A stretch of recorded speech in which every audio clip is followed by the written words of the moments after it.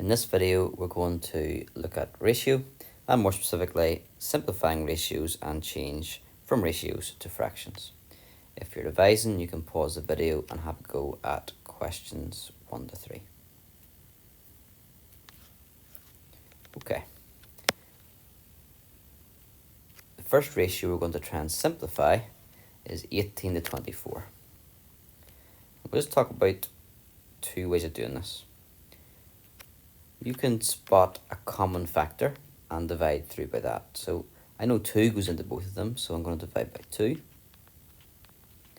and get 9 and 12. 2 doesn't fit anymore, so I can divide by 3. 3 fits into 9 divided by 3, and 3 fits into 12, so we can divide it and get 4. And now there's no common factor, there's no number that divides into 3 and 4. That simplifies it. So we have simplified that ratio.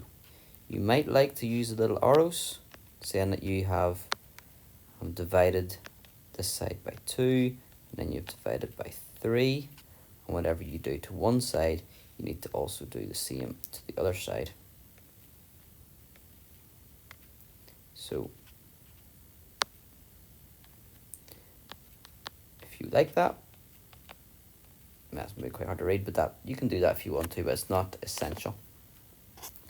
If you like it succinct, the quickest way you can do this question is to look for the highest common factor of 18 and 24, and you can do it in one go. So the largest number that goes into 18 and 24 is 6. 18 divided by 6 is 3. 24 divided by 6 is 4, and that's you finished. Part B is a little bit different because you'll notice here we have units. If units are consistent, we can drop them, and that's exactly what we'll do here. Usually better going into the smaller unit. Not always, but in this case, I'm going to change 6 kilograms. I know 1,000 grams make a kilogram. So 180 to 6,000. Now I can put grams in there, but actually the ratio will hold true without the units, now that the units on each side are consistent. So that could be 180 kilograms is the same as 6,000 kilograms, or 180 milligrams equals 6,000 milligrams. And obviously I would do, without even a new line, is maybe just divide both sides by 10. Gets rid of a 0. Now we've got 18 and 600. You can go for the highest common factor. I think in this case I would see an obvious factor I'd want to divide through by that's common, which would be 6. 18 divided by 6 is 3. And 600 divided by 6 is 100.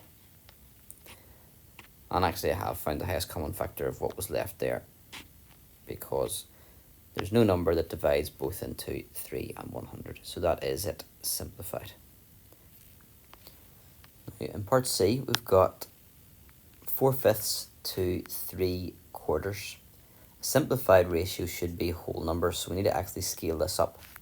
And to do so, I would actually prefer to have both fractions with the same denominator, common denominators. Now, we're not adding fractions, but it's still a useful technique here. So the common denominator would be 20ths, which means we're multiplying the first fraction, numerator and denominator, by 4. 5 4s are 20, 4 4s are 16. The second fraction, we're changing quarters into 20ths, we're multiplying by 5.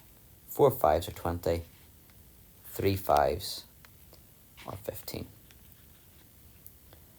We can then choose to scale up, multiply. Instead of dividing and simply bringing it down, we're going to bring it up. We're going to multiply both sides by 20.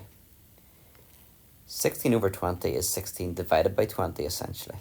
So when you multiply by 20, you're left just with 16.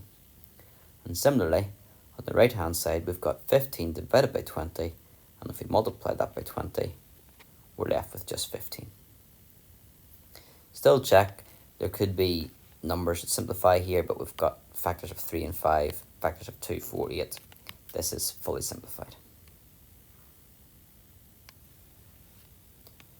And finally, we've got 8 to 0.6. And like the fractions, the issue here is that we haven't got whole numbers. So we need to scale up.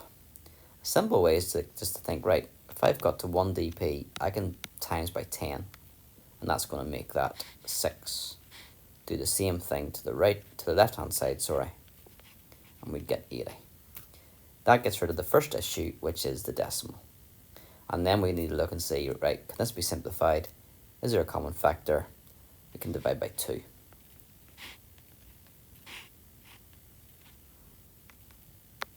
If I can draw dots properly. It's quite hard for you to see, probably. Maybe go for overkill. Right, anyway. I'm just dividing by 2 here, so we get 40 over 3. 42 3. Okay, that's simplifying.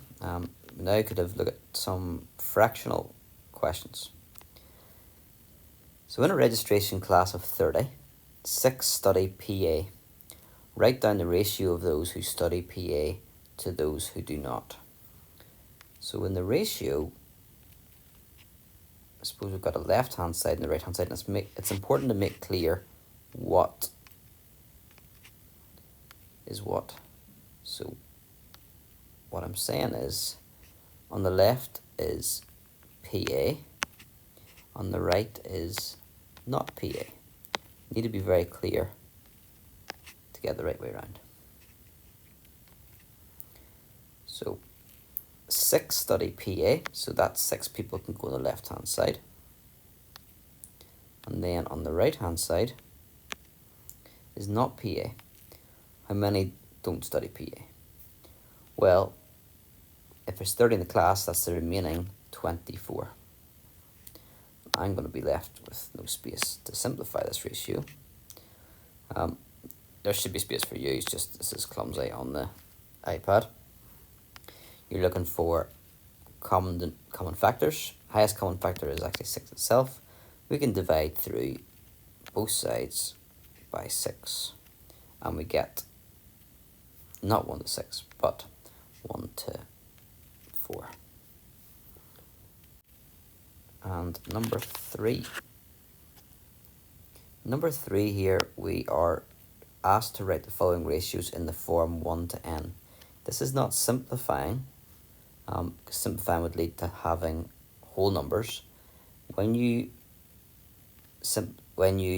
write something in the form 1 to n, it's like simplifying. You're bringing it down to 1, but the right hand side may be a decimal or a fraction, and that's okay. That has to happen sometimes when the left hand side is 1. So if we look at this one here, if I was to make the left hand number 1, I'll actually use little arrows here in this case to make it clear. I'd have to divide the left hand side by 4. So I need to make sure I need to divide the right hand side by 4. And look, you can even just write it as a fraction, 15 over 4. Or, if you like it as a mixed number, 4 goes into 15 3 times and 3/4 left over.